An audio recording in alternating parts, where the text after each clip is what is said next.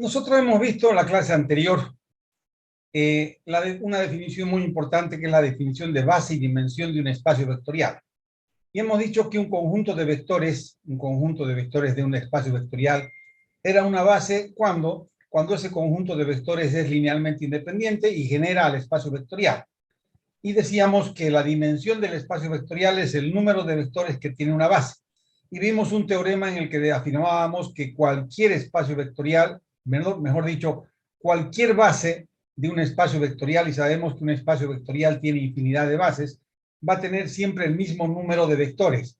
Por eso que era importante saber de antemano cuál es la dimensión de cualquier espacio vectorial. Y para eso que hemos visto nosotros, hemos visto qué es la base usual, cómo se determina la base usual de cualquier espacio vectorial, y de esa manera conocemos de antemano la dimensión de cualquier espacio vectorial.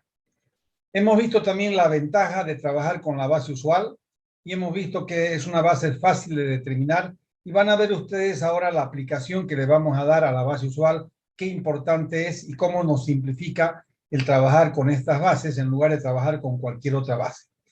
Para esto hoy día vamos a ver y vamos a definir qué son coordenadas y qué es vector de coordenadas. Cuando hablamos de coordenadas, al tiro se viene a la cabeza de todos ustedes lo que nosotros vemos en un sistema de ejes, por ejemplo, bidimensional, o sea, en el plano.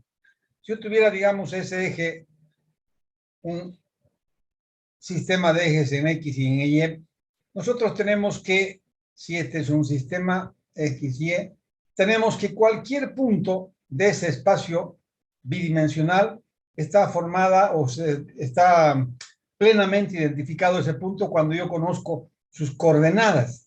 Y las coordenadas son únicas para ese punto.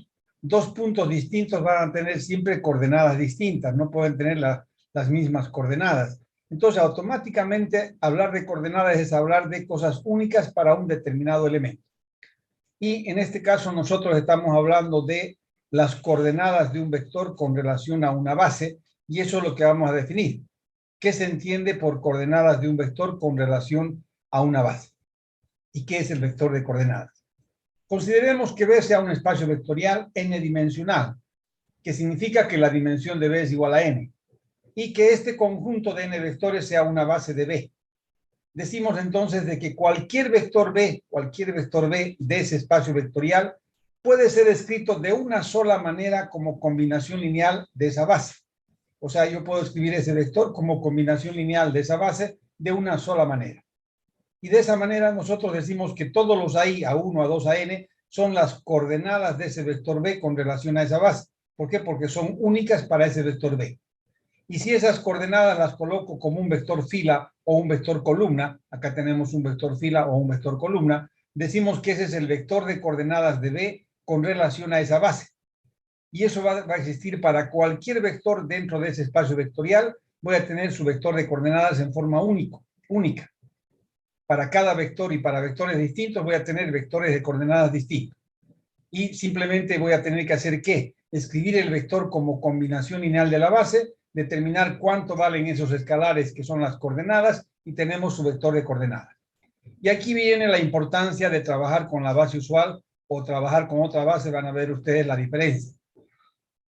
Nosotros en este ejercicio tenemos un polinomio perteneciente a P2, y queremos encontrar las coordenadas de ese polinomio con relación a esta base, que es una base cualquiera, y con relación a esta, que es la base usual. Entonces vamos a ver nosotros la diferencia entre trabajar con una o trabajar con la otra.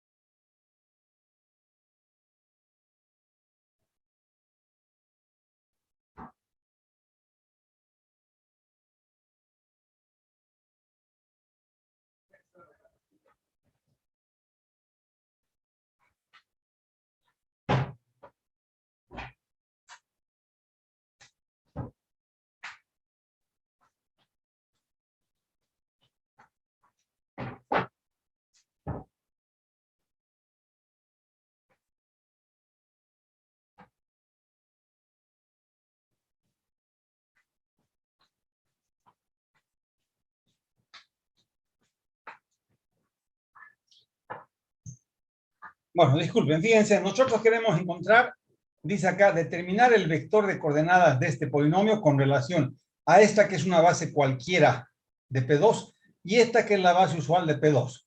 ¿Qué debo hacer para encontrar las coordenadas de este polinomio con relación a cualquiera de esas dos bases? Debo escribir ese polinomio como combinación lineal de esta base. En primer lugar, vamos en el inciso A. Ese polinomio, que es el polinomio P, escribimos como combinación lineal de la primera base. Sabemos que esa combinación lineal va a existir, va a ser única. ¿Por qué? Porque esta es una base. Y voy a encontrar cuánto valen A1, A2 y A3, que van a ser las coordenadas de este polinomio con relación a esa base SU. Entonces voy a encontrar cuánto valen las coordenadas. Y si coloco esas coordenadas como un vector fila o columna, tendríamos el vector de coordenadas ¿de quién? De este polinomio con relación a esta base. Entonces fíjense, de esta combinación lineal surge este sistema que es un sistema no homogéneo. ¿Por qué? Porque nosotros de esa ecuación vectorial, reemplazando P por este vector, reemplazando P1, P2 y P3 por estos vectores de la base, nosotros tenemos esta ecuación vectorial y de esa ecuación vectorial, de esta ecuación vectorial surge este sistema no homogéneo que debo resolver. Resolviendo este sistema homogéneo, no homogéneo, en primer lugar la solución va a tener solución única y voy a encontrar cuánto valen las coordenadas de ese polinomio con relación a esa base. Y si coloco esas coordenadas que son 5, 2 y menos 4 en un vector fila o columna, hemos encontrado el vector de coordenadas de P con relación a esa base SU. Pero vean que hemos tenido que hacer varias operaciones, es un proceso donde nosotros hemos tenido que escribir el polinomio como combinación lineal, obtener un sistema no homogéneo, resolverlo y encontrar cuánto valen A1, A2 y A3. Todo eso para poder encontrar justamente el vector de coordenadas de ese polinomio con relación a esa base. Y eso podríamos hacer con cualquier vector que pertenece a P2 y para cualquier vector va a existir su propio vector de coordenadas y voy a tener que hacer ese proceso. Entonces es un proceso largo. En cambio, si nosotros ahora hacemos lo mismo, pero con relación a la base usual, el problema se simplifica enormemente. ¿Por qué? Escribo el polinomio como combinación lineal de la base usual. La base usual de P2 son estos vectores, 1x al cuadrado, eso hemos visto en la clase anterior. Y si nosotros intentamos en esa ecuación vectorial montar el sistema, automáticamente nos da que A1 vale 1, que A2 vale 2 y que A3 vale menos 1. ¿Y qué son estos valores? Son los propios coeficientes del polinomio P. Fíjense, 1, el término independiente, 2, el coeficiente de x, y menos 1, el coeficiente de x al cuadrado. O sea que las coordenadas de este polinomio con relación a la base usual son directamente los coeficientes del propio vector. Y no tengo que hacer ninguna operación. Esas son las coordenadas de P con relación a la base usual. Y el vector de coordenadas sería colocar esas coordenadas como un vector fila o un vector columna. Y ahí tengo, repito, el vector de coordenadas de ese polinomio con relación a esa base, que es la base usual. Eso que estamos haciendo acá para ese polinomio, podríamos hacer para cualquier otro tipo de vector si hablamos y hacemos con relación a la base usual. Y acá tenemos un ejemplo donde quiero determinar el vector de coordenadas de esta matriz con relación a la base usual de las matrices de 2×2. No voy a escribir siquiera, simplemente voy a decir que B es la base usual de las matrices de 2×2. Ya sabemos que son 4 matrices, las hemos determinado utilizando el proceso de base usual. Hemos visto cómo se determina la base usual de las matrices de 2×2. Y no voy a ni siquiera escribir, simplemente voy a decir que el vector de coordenadas de esta matriz, el vector de coordenadas de esa matriz, con relación a esa base usual, van a ser directamente los propios elementos de la matriz. 1, 2, 3, menos 4, escrito como un vector fila o un vector columna. En otras maneras, de otra forma estaríamos estirando la matriz y obteniendo este vector de L4 y este vector de L4. Este es el vector de coordenadas de esta matriz con relación a la base usual de las matrices de 2×2. Los propios elementos de la matriz. Entonces, vean qué fácil es. Y si no fuera la base usual, tendríamos un proceso largo que siempre va a tener solución, pero sería largo para resolver. Entonces, esa es la ventaja de trabajar con la base usual y poder encontrar el vector de coordenadas de cualquier vector con relación a la base usual de cualquier espacio vectorial. Van a ser los propios elementos, coeficientes o componentes del vector los que vamos a encontrar nosotros cuando trabajamos con la base usual. Ahora, ¿para qué nos sirve todo esto? Vamos a ver ahora justamente lo siguiente. Nosotros estamos diciendo que en este espacio vectorial, cada vector tiene su propio vector de coordenadas. Y justamente, debido a que cada vector tiene su propio vector de coordenadas, hay una relación entre el espacio vectorial B y este vector al que pertenecen los vectores de coordenadas. Y a eso nosotros vamos a llamar y vamos a definir enseguida lo que se llaman los espacios isomorfos. Si la dimensión de B es igual a n, a cada vector de B le corresponde en forma biunívoca un vector de coordenadas perteneciente a Rn. Esta correspondencia determina que los espacios vectoriales B y Rn sean isomorfos. ¿Y qué significa que sean isomorfos? Bueno, primero, pues las operaciones de suma y de multiplicación por escalar se preservan. Esto permite analizar los problemas de un espacio vectorial B en su correspondiente espacio isomorfo y luego trasladar los resultados y conclusiones al espacio vectorial B. O sea, cuando yo tengo este espacio vectorial y tengo su espacio isomorfo, todo lo que ocurre en este espacio isomorfo va a ocurrir en este, o viceversa. Todo lo que ocurre en este va a ocurrir en este. O sea que lo que nosotros hacemos es pasar de un espacio vectorial cualquiera a su espacio isomorfo y analizar en el espacio isomorfo todo lo que queremos. Una vez que hemos analizado, ¿y por qué es más fácil trabajar acá? Porque son vectores en Rn. Y los vectores en Rn tienen varias simplificaciones. Analizamos todo en este espacio isomorfo y pasamos los resultados al espacio original. El problema se simplifica enormemente si al pasar de un espacio B a su espacio isomorfo se utiliza la base usual, lógicamente. Si yo tengo un espacio cualquiera y paso a su espacio isomorfo utilizando la base usual, hemos visto qué ventajoso es y cómo es de fácil pasar de este espacio a su espacio isomorfo y encontrar las coordenadas de un vector con relación a la base usual. Como referencia, estamos diciendo que si B tiene dimensión n, su espacio isomorfo es Rn. Entonces, si nosotros analizamos acá, las matrices de 2 por 2, ¿cuál es su dimensión? Es 4. Entonces, su espacio isomorfo va a ser R4. ¿Cuál es la dimensión de P2? Hemos visto que es 3. Su espacio isomorfo va a ser R3. ¿Cuál es la dimensión de P3? Es 4. Su espacio isomorfo va a ser R4. ¿De dónde estoy sacando las dimensiones? De lo que hemos visto nosotros, la dimensión de cualquier espacio vectorial utilizando el criterio de base usual. Hemos visto y hemos encontrado la base de cualquier espacio vectorial. Entonces sabemos la dimensión de este espacio, de este de acá, y conociendo las dimensiones de esos espacios, nosotros podemos encontrar cuál es su espacio isomorfo. ¿Qué más decimos acá? Para pasar del espacio vectorial B a su espacio isomorfo, se utiliza la base usual. Esto simplifica enormemente los problemas. Y vamos a ver de qué estamos hablando cuando hablamos que vamos a pasar de un espacio a otro, y vamos a analizar cualquier problema en este espacio y luego los resultados trasladarlos a este espacio. Y para eso vamos a ver enseguida, fíjense, dice acá lo siguiente: en los siguientes ejemplos, en lugar de trabajar en el espacio al que pertenecen los vectores, se trabajará en el espacio isomorfo correspondiente. O sea, nosotros analizamos el primer ejemplo y me dicen determinar si el conjunto de matrices que tengo en este conjunto S es LI o LD. Determinar si el siguiente conjunto de matrices es LI o LD. Nosotros ya sabemos hacer eso.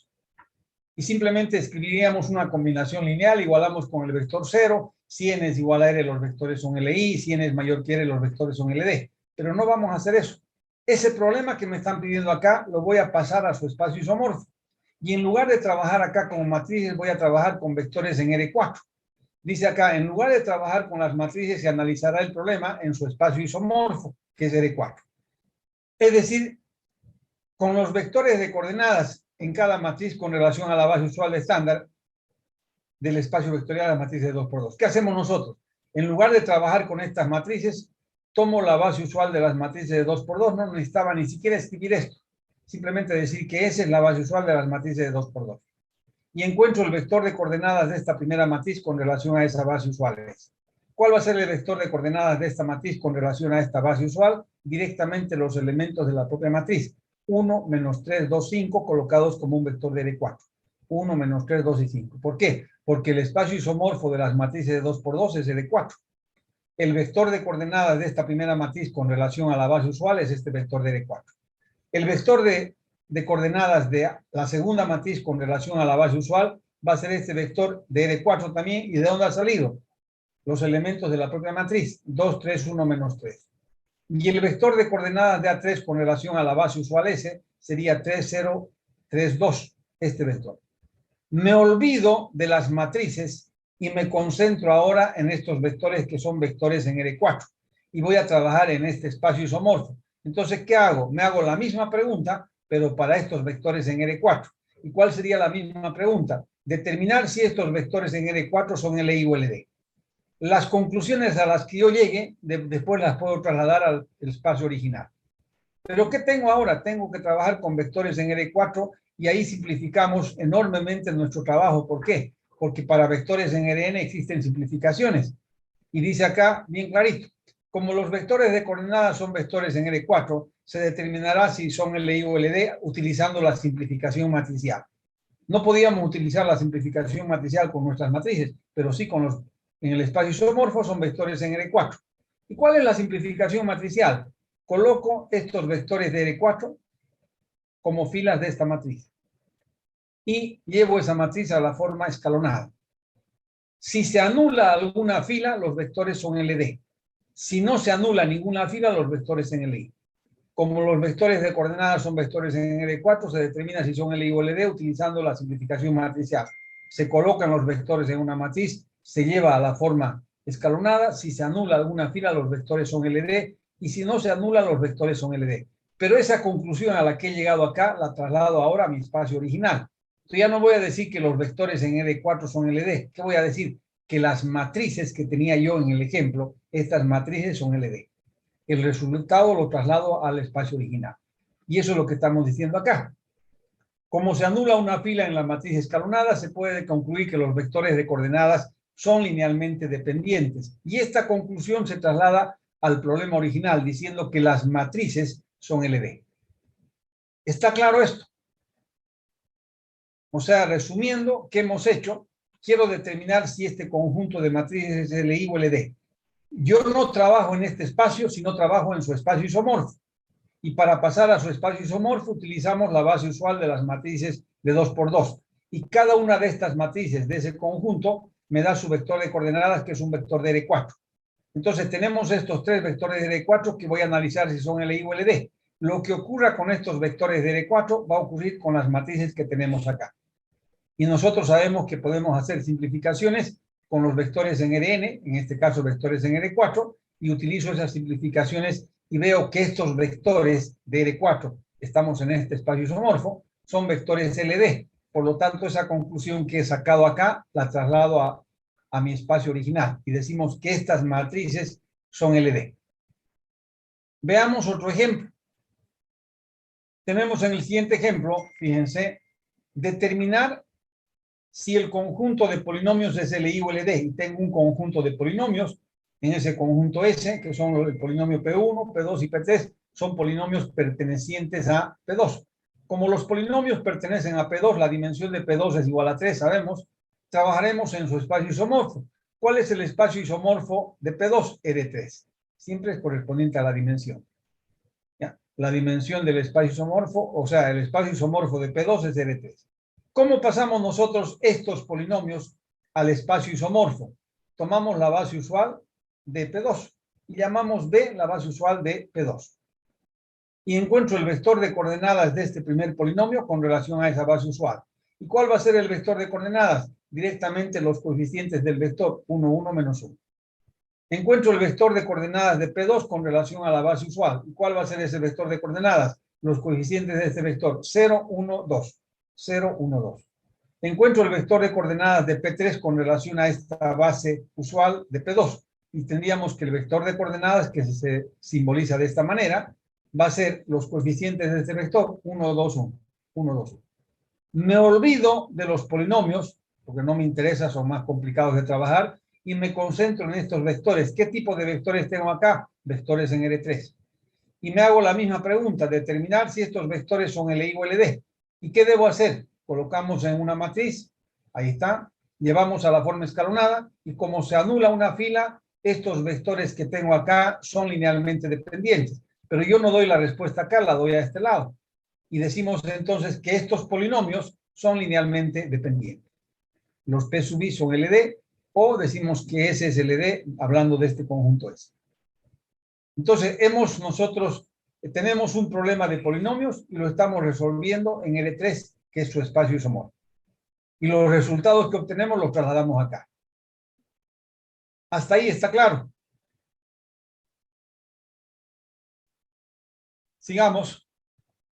Vamos a ver ahora, nosotros acá, en lo que hemos hecho en este ejercicio, tanto en este como en el anterior, teníamos la posibilidad de determinar si estos vectores son LI o LD aplicando la definición. Teníamos esa posibilidad.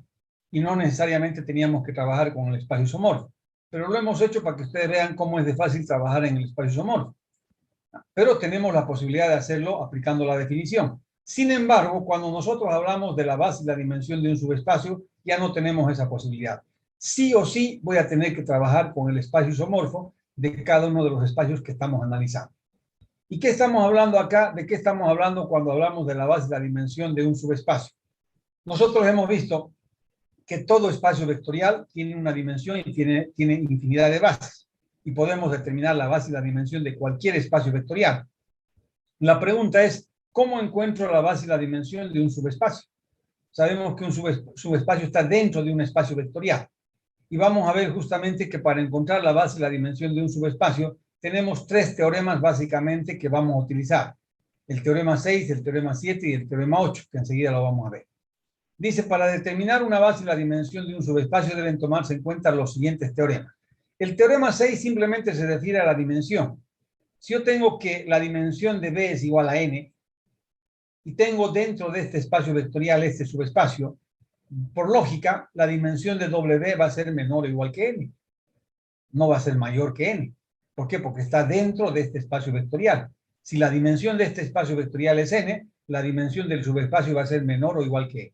Pero puede ocurrir el caso especial que la dimensión de W sea igual a la dimensión de B. En ese caso, ¿qué tenemos? Que el subespacio es el propio espacio vectorial. ¿Eso puede ocurrir? Sí, como un caso especial.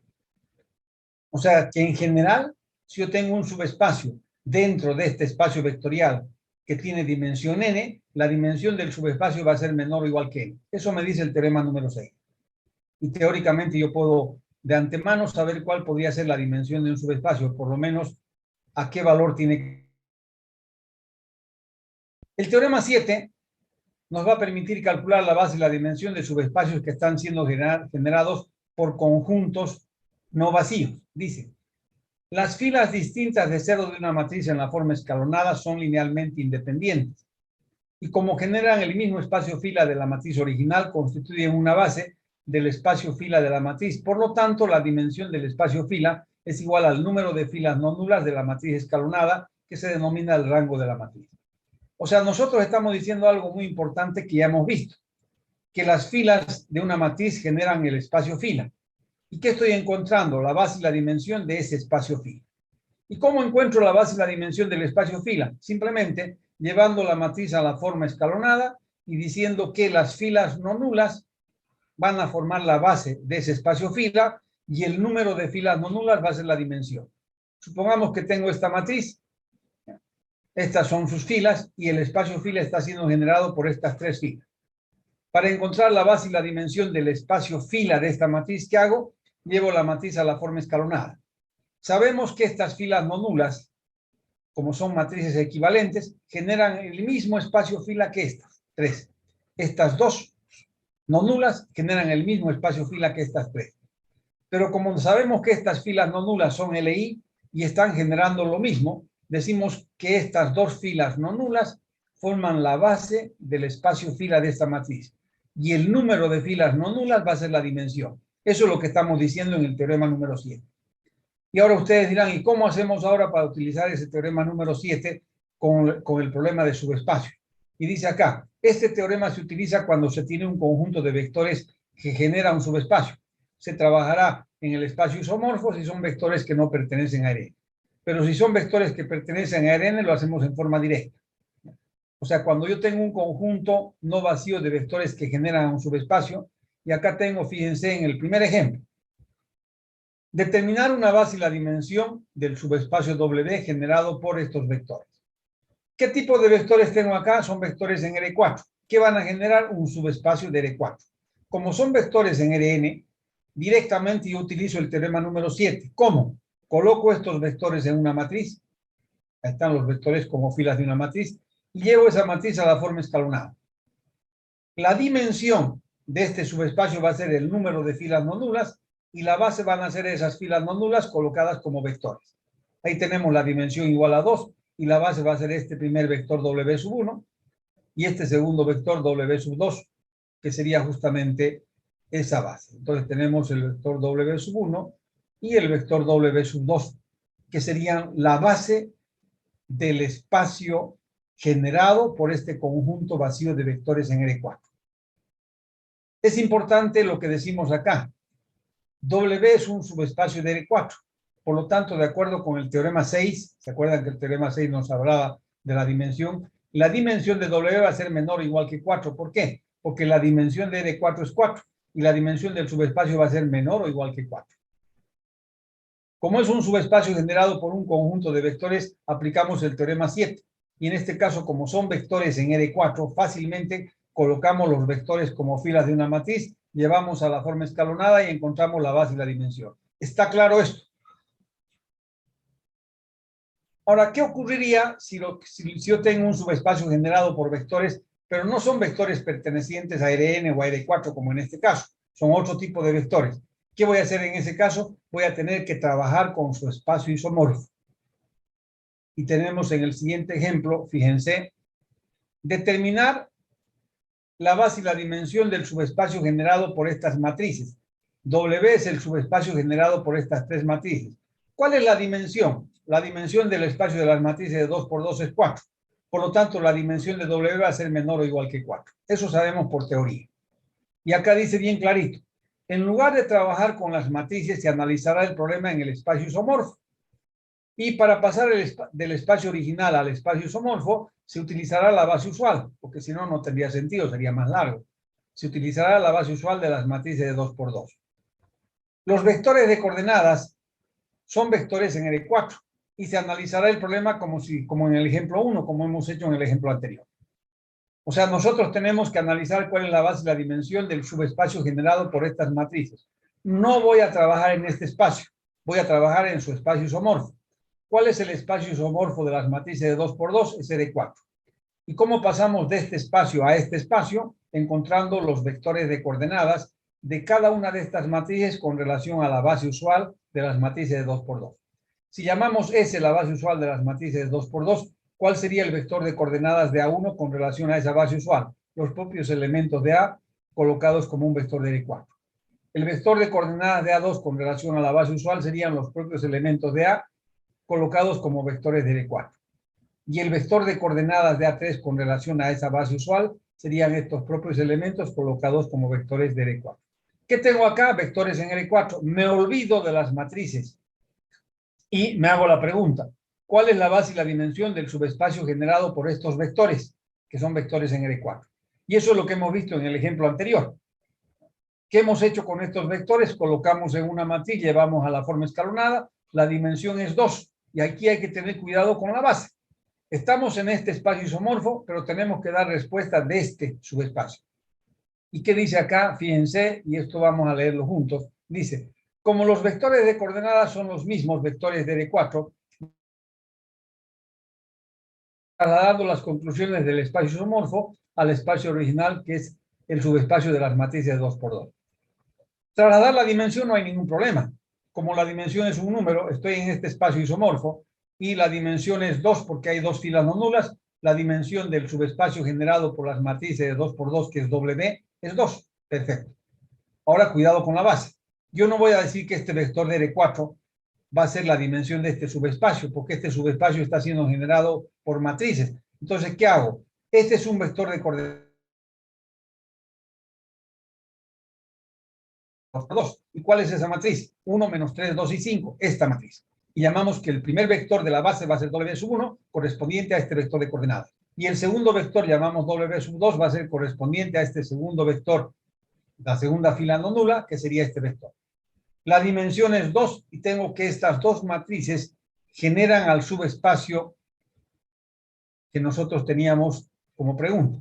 Determinar la base y la dimensión del subespacio generado por estas matrices. La dimensión es igual a 2 y la base de ese subespacio, que es W o L de S o L de A sub I, es igual a estos dos vectores que son dos matrices. ¿Qué cuidados debo tener cuando estoy trabajando con el espacio isomorfo? Primero, nosotros siempre vamos a trabajar con relación a la base usual para que las cosas se faciliten. Y encontramos los vectores de coordenadas de estos vectores con relación a la base usual del espacio correspondiente. Trabajamos en este espacio isomorfo y todos los resultados debemos pasar a este espacio. La dimensión, como es un número, no hay ningún problema. Lo que hay que tener cuidado es con la base. Cuidado que me estén pasando ustedes la base siendo un vector de R4 cuando estamos con un subespacio de matriz de 2 por 2. Este vector de R4 debo transformarlo en una matriz de 2 por 2. Lo mismo, este vector de R4 en una matriz de 2 por 2. Y esas dos filas no nulas van a dar lugar a estas dos matrices que forman la base de este subespacio. ¿Dudas, preguntas hasta ahí?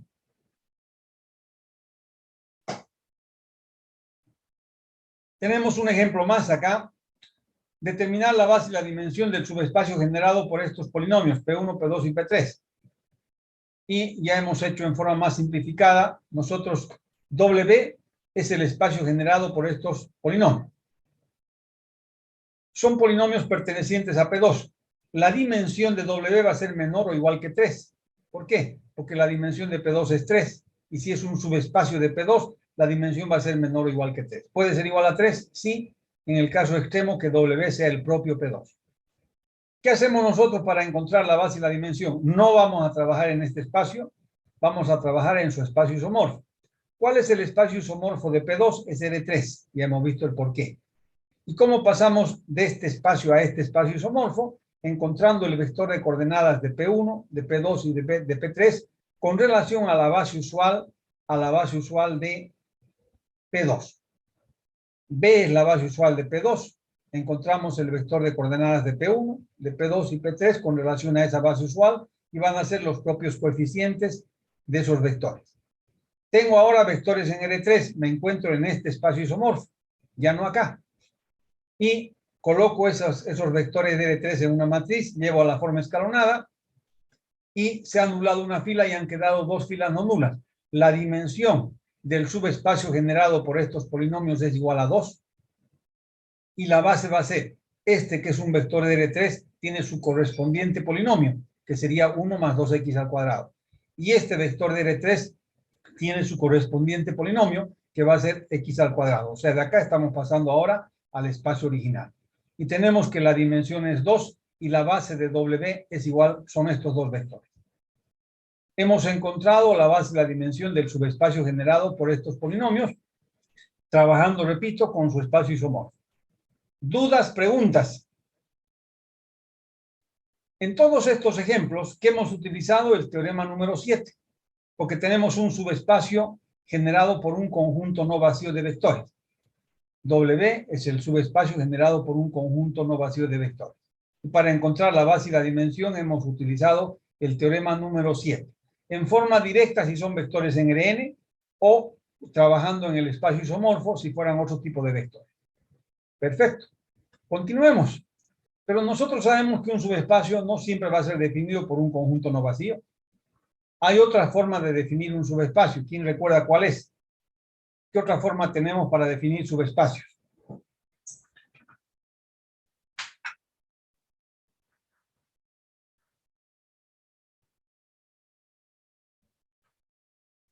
Cuando un subespacio está definido bajo condiciones, es la otra forma de definir un subespacio, no se puede aplicar el teorema 7. Y en este caso se debe considerar el teorema número 8. O sea, otra forma de definir subespacios es definirlo bajo condiciones. ¿Y qué significa definirlo bajo condiciones? Yo, por ejemplo, para que ustedes tengan claro, si yo les digo, por ejemplo, que sea W el subespacio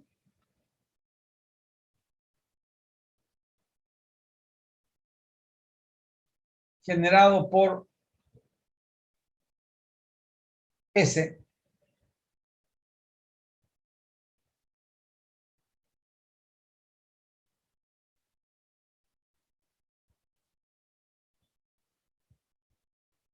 acá tenemos un subespacio generado por un conjunto no vacío. Es lo que acabamos de ver. ¿Cómo encuentro la base y la dimensión? Teorema número 7. Pero ¿qué tal si me dicen ahora W es el conjunto de polinomios pertenecientes a P2?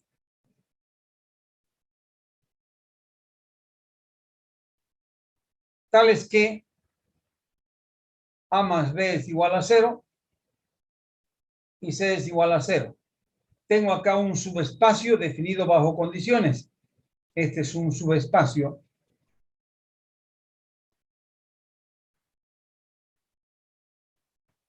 definido bajo condiciones. Este es un subespacio generado por un conjunto no vacío.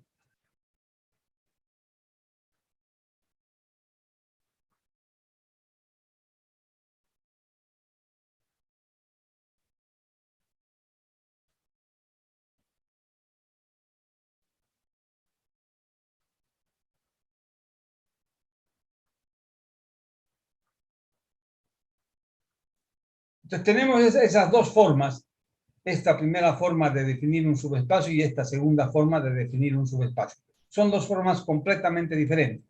Un subespacio generado por un conjunto no vacío y acá tenemos un subespacio definido bajo condiciones. ¿Cómo determino la base y la dimensión de los subespacios que están generados por un conjunto no vacío? Teorema número 7. Teorema número 7. ¿Y cómo encontramos la base y la dimensión de los subespacios que están definidos bajo condiciones? Vamos a ver el teorema número 8 y vamos a ver cómo se aplica ese teorema número 8 y qué es ese teorema número 8. Entonces, simplemente esto para mostrarles que los subespacios pueden ser definidos de dos maneras completamente diferentes. La primera parte ya hemos visto cuando definimos a través de un conjunto no vacío que genera el subespacio, ya sabemos qué debemos hacer para encontrar su base y dimensión. La segunda forma de definir un subespacio es bajo condiciones y vamos a ver, estamos en eso, cómo determinamos la base y la dimensión de esos subespacios definidos bajo condiciones. Y acá decíamos que vamos a ver el teorema número 8, que es el que nos va a ayudar para determinar la base y la dimensión de este tipo de subespacios. Prestemos atención ahora y qué dice el teorema número 8. En el teorema número 8 nos habla que en un sistema de ecuaciones lineales homogéneo AX igual a 0, nosotros ya hemos visto y sabemos resolver un sistema de ecuaciones homogéneo. Con n incógnitas, el conjunto solución forma un subespacio de Rn, denominado el espacio solución de este sistema homogéneo. La dimensión de este espacio solución es igual a n menos r, donde n es el número de incógnitas y r es el número de filas no nulas de la matriz en la forma escalonada. Eso ya hemos visto. Una base de este espacio solución se puede determinar aplicando el criterio de base usual sobre las n menos r variables libres de este sistema. Sistema homogéneo. No hacíamos nada de esto porque no teníamos definido qué era el espacio solución, nada de eso. Simplemente resolvíamos un sistema homogéneo, determinábamos cuánto valía n y cuánto valía r y decíamos que el número de variables libres que tiene ese sistema homogéneo es n menos r, donde n es el número de incógnitas y r el número de filas no nulas de la matriz en la forma escalonada. Ahora nosotros estamos hablando de algo más importante. Estamos diciendo que el conjunto solución de cualquier sistema homogéneo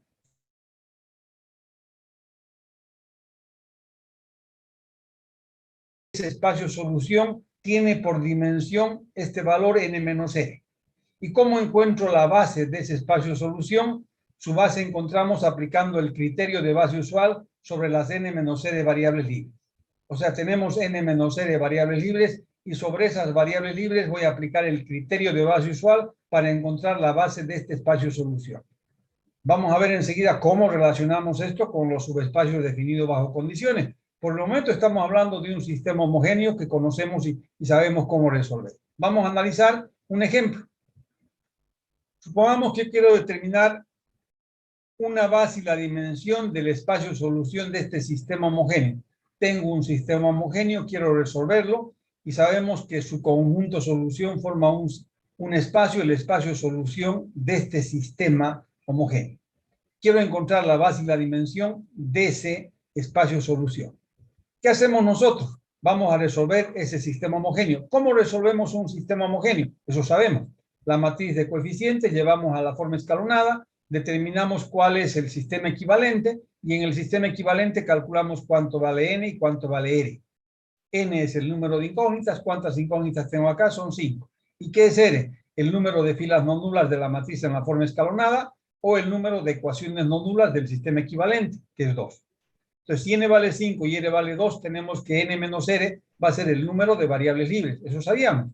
Pero ahora ese número de variables libres estamos diciendo que es la dimensión del espacio solución de este sistema homogéneo. N menos r es la dimensión del espacio solución de este sistema homogéneo.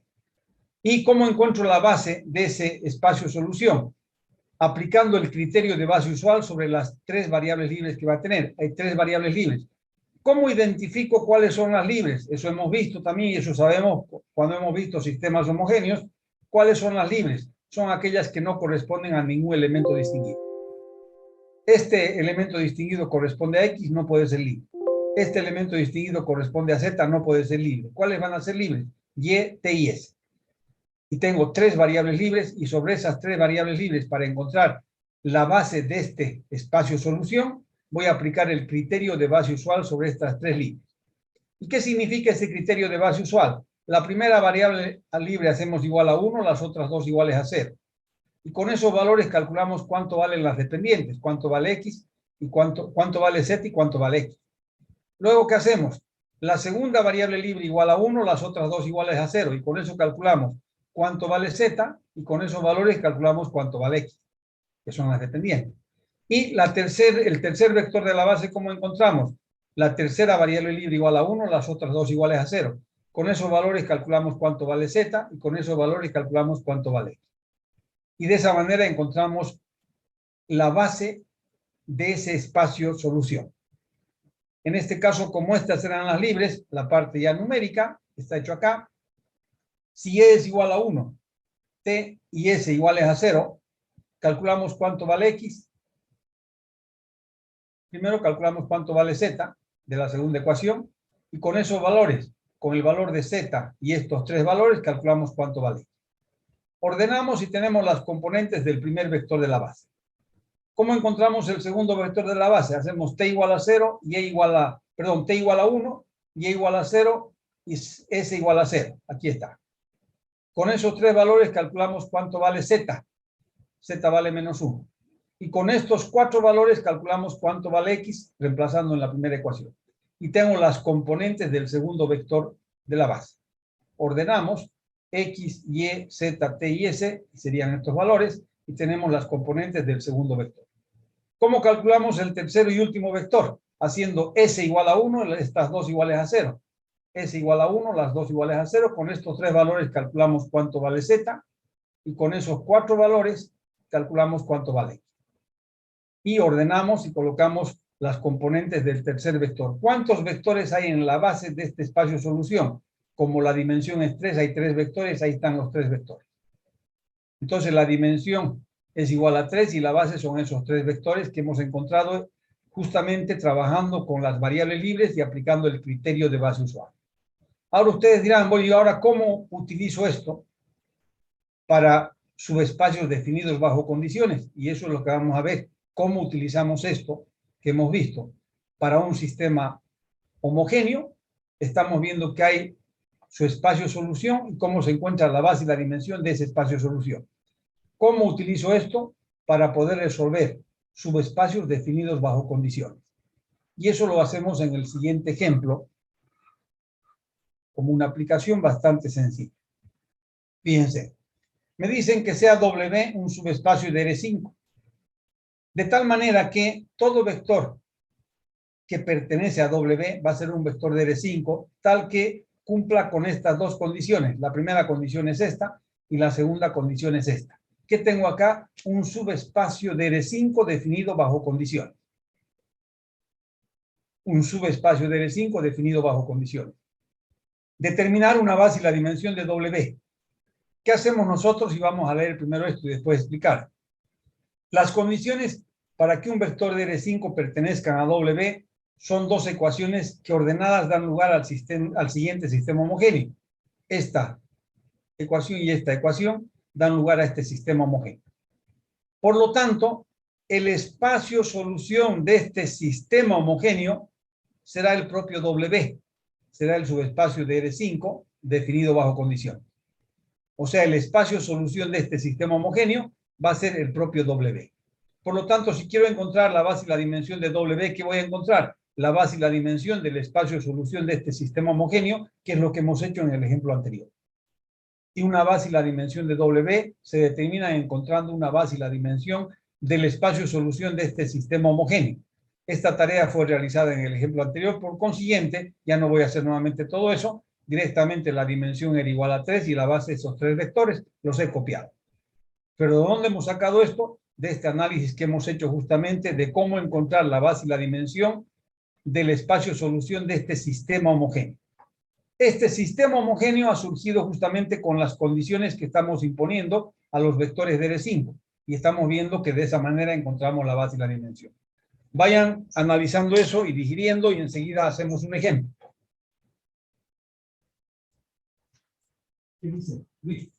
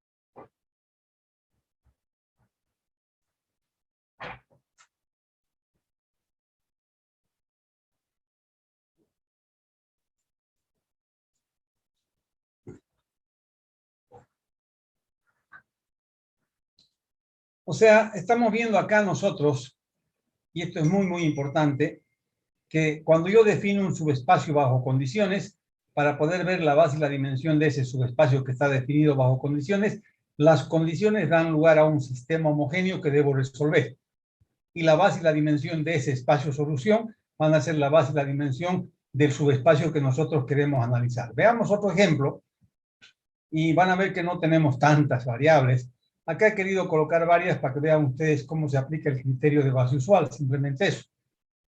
Veamos otro ejemplo. Y fíjense acá, dice, determinar la base y la dimensión de W, donde W es un subespacio definido bajo condiciones. Es un subespacio de R3. Fíjense, W es el conjunto de vectores en R3, eso es lo que estamos diciendo acá. W es el conjunto de vectores en R3, tales que A más B es igual a 0 y 2B más C es igual a 0. Quiero encontrar la base y la dimensión de W. W es un subespacio de R3, efectivamente. Entonces la dimensión de W va a ser menor o igual que 3. ¿Por qué? Porque la dimensión de R3 es 3. Eso sabemos. Aplicando el teorema 6, sabemos que la dimensión de este subespacio va a ser menor o igual que 3. El subespacio está definido bajo condiciones, por lo tanto debemos aplicar el teorema número 8. Y con las condiciones formamos un sistema homogéneo. La primera condición, A más B igual a 0, 2B más C igual a 0, y tenemos que este sistema, si llevamos a la forma escalonada la matriz de coeficientes, me daría esta matriz en la forma escalonada.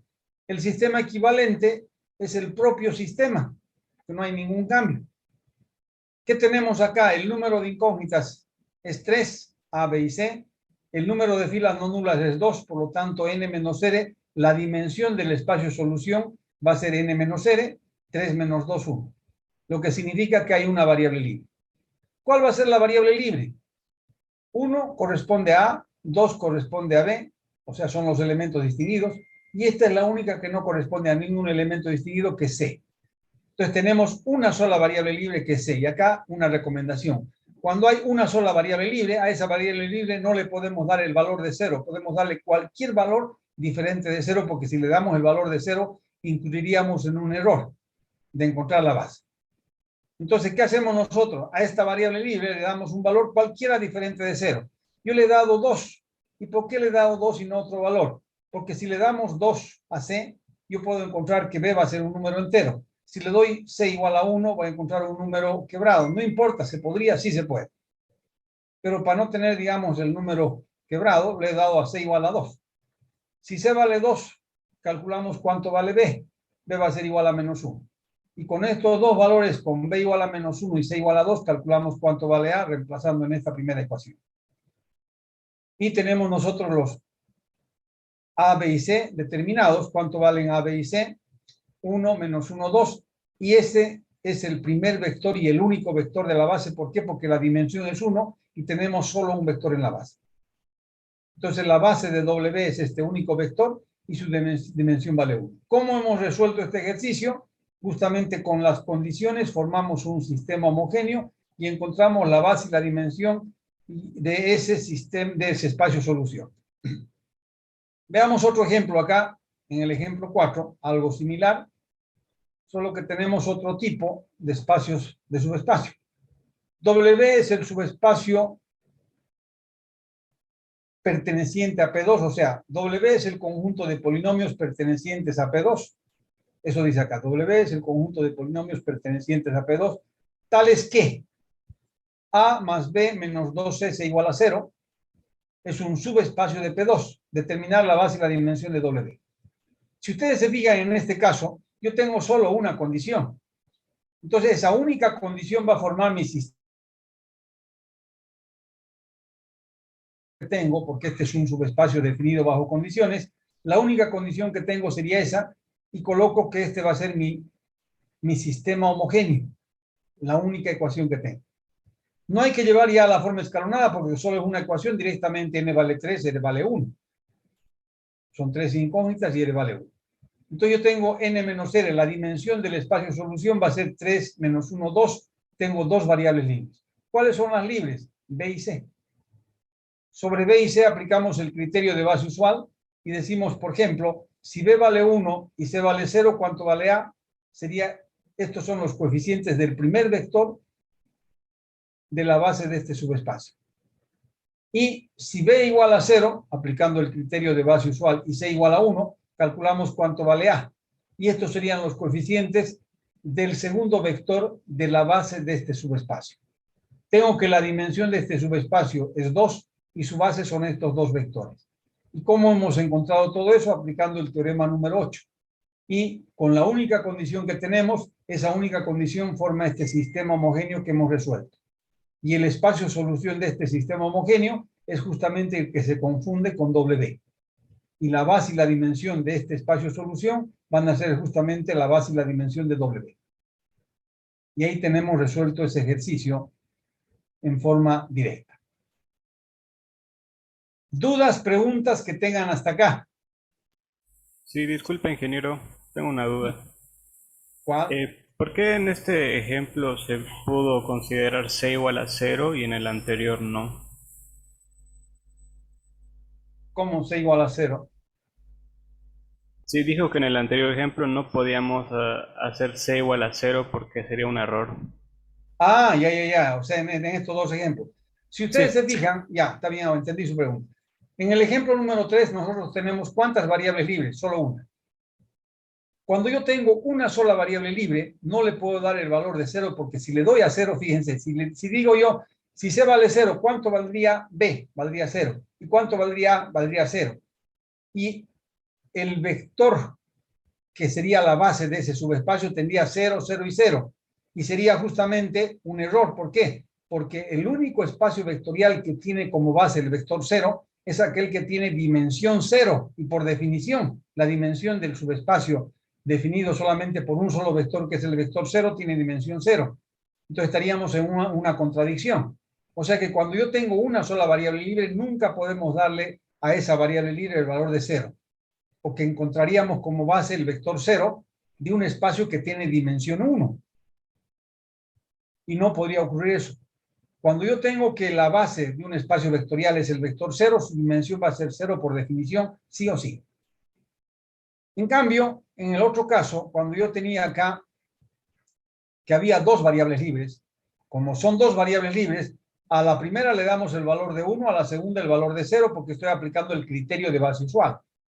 Pero no tengo una sola variable libre, tengo dos. Y a la segunda le doy el valor de 0 a esta y 1 a esta.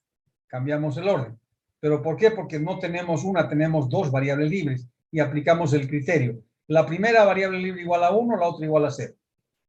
La segunda variable igual a 1 y la primera igual a 0. ¿Por qué? Porque hay dos variables libres. ¿Cuándo no puede ser igual a 0? Cuando tengo una sola variable libre. ¿Ya? ¿Está claro? Sí, ingeniero, gracias.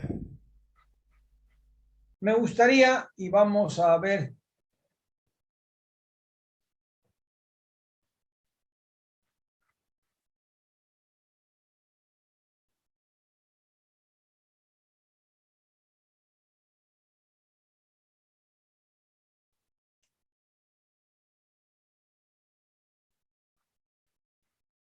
voy a escribir como ejemplo número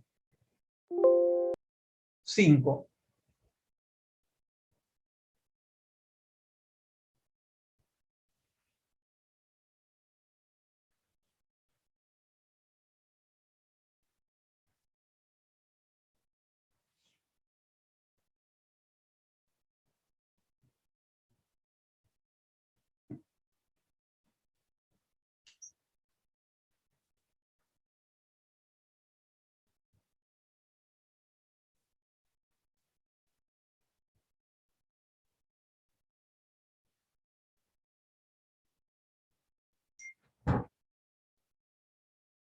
Determinar, sí, yo creo que sí vale la pena, pero ¿y cuánto tiempo demorarán allá en hacer el jardín?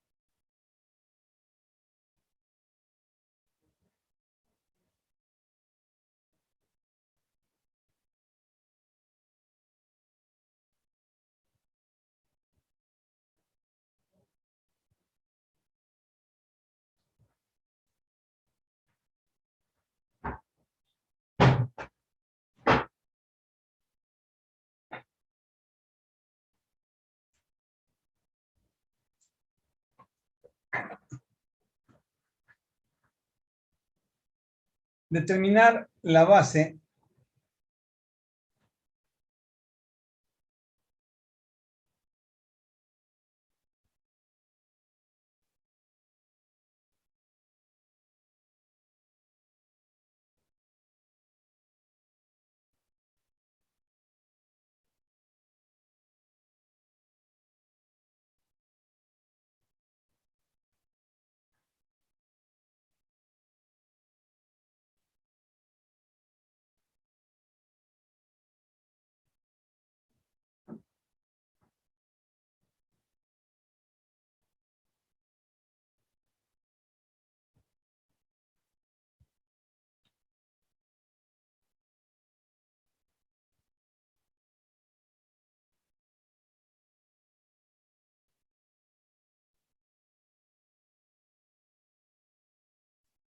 determinar la base de la dimensión de W. W es un subespacio definido bajo condición.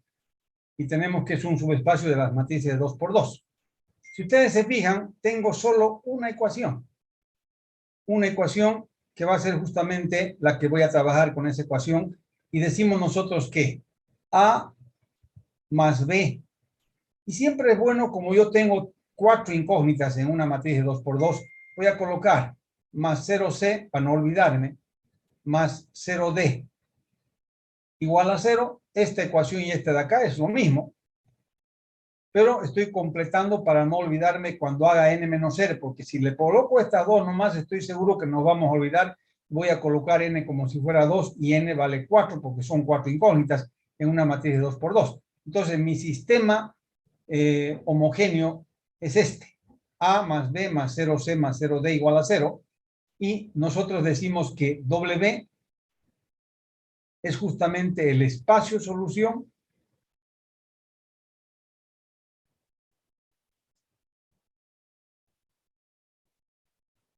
de este sistema homogéneo.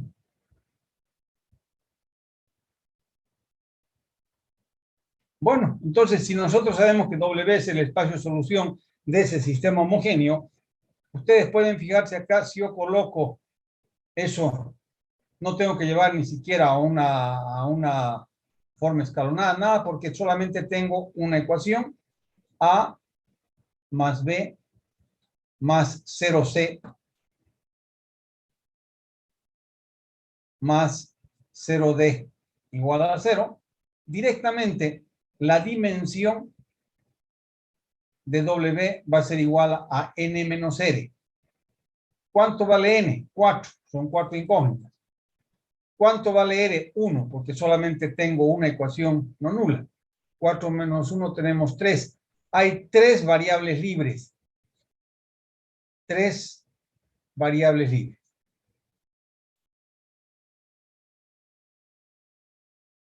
Les pregunto yo, ¿cuáles van a ser las variables libres? B, C y D. Muy bien. B, C y D. Entonces, esas son las variables libres. ¿Y qué voy a hacer para encontrar la base de este subespacio? Voy a aplicar el criterio de base usual sobre estas libres. Y para encontrar la base,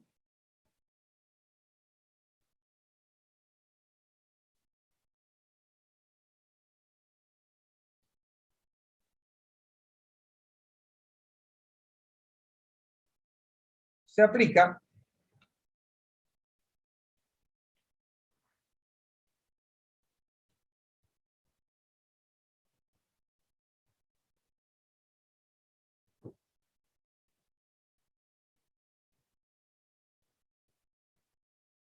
el criterio de base usual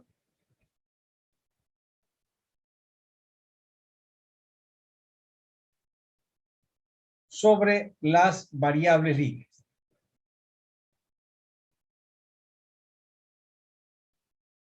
¿Y cuál es ese criterio de base usual? Hacemos nosotros la primera variable libre igual a 1, las otras dos iguales a 0,